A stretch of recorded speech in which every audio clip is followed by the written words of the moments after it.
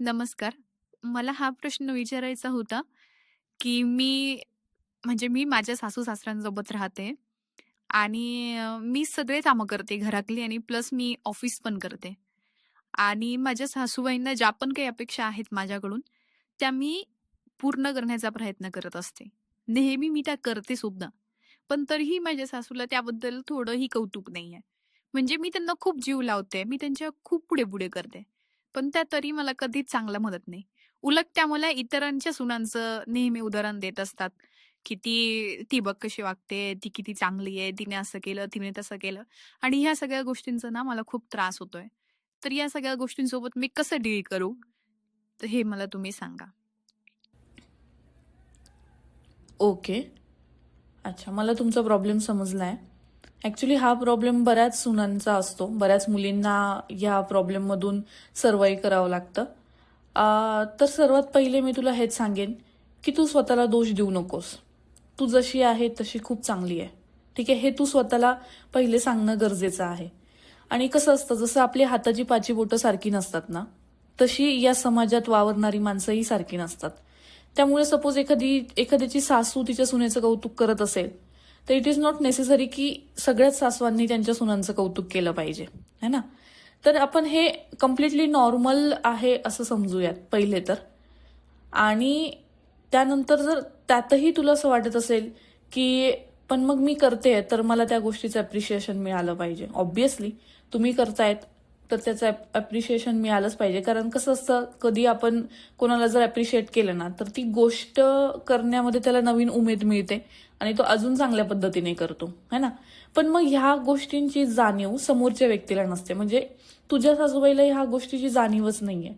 त्यासाठी ना तू काय करू शकते माहितीये का? तू एकदा ना शांतपणे तुझ्या सासूसोबत बस आणि त्यांना सांग, की आई मी इतका प्रयत्न करते, पण तुम्हाला असं कधीच तुम्ही मला म्हणत नाही, की तू खूप छान करते किंवा तू आज बनवलेली भाजी चांगली झाली किंवा तू आज काढलेली रांगोळी खूप सुंदर काढलीस. असं तुम्ही कधीच म्हणत नाही मला. जर तुम्ही असं म्हटलात ना आई, तर मला जे मी काम करते ना, ते मला अजून छान प्रकारे करता येईल. तू असं एकदा बसून तुझ्या सासूशी बोल, है ना? म्हणजे तुला पण कळेल की त्यांच्या मनात नक्की काय चाललंय.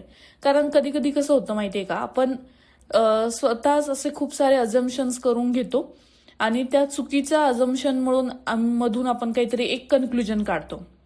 ओके. पण मग ते बऱ्याच वेळेस ते चुकीचंही ठरू शकतं, है ना? आणि मग त्यामुळे आपण ह्या सगळ्या गोष्टी आपल्या आत कुठेतरी साठत जातात आणि त्या गोष्टींमुळे आपल्याला खूप त्रास होतो, है ना? तर मग ही जी गोष्ट आहे, ही गोष्ट एकदा आपण समोरच्या व्यक्तीसोबत बोलली पाहिजे, जेणेकरून कसं असतं, आपण एकदा मनात जे काही चाललंय ते जर एकदा जस्ट बोललो जरी ना, तरी आपलं जे ओझं आहे ना, ते हलकं झाल्यासारखं वाटतं आपल्याला, है ना? आणि दुसरी गोष्ट, तू पहिले हे ठरवून घे, की तू जे घरात काम करते किंवा तू जे पण काही गोष्टी करतेस, त्या इतरांना दाखवण्यासाठी किंवा इतरांना चांगलं वाटावं म्हणून करते, की ते तुला चांगलं वाटावं म्हणून करतेस. पहिली गोष्ट तर. तू हे थोडं सॉर्ट आउट कर स्वतःच्या याच्याप्रमाणे आणि स्वतःसाठी पण काहीतरी कर. म्हणजे तुला जर नसेल इच्छा ना ते एखादी गोष्ट करण्याची, तर तू नको करूस. म्हणजे जर त्या गोष्टी करून तुला त्रास होत असेल, है ना? म्हणजे तू एखादी गोष्ट करते आणि तुला मग ती अपेक्षा असते, की मला ह्या गोष्टीसाठी कोणीतरी चांगलं म्हणावं, है ना? पण मग ती गोष्ट तुला करायचीही नसते, पण इतरांना ती चांगली वाटते म्हणून तू करतेस.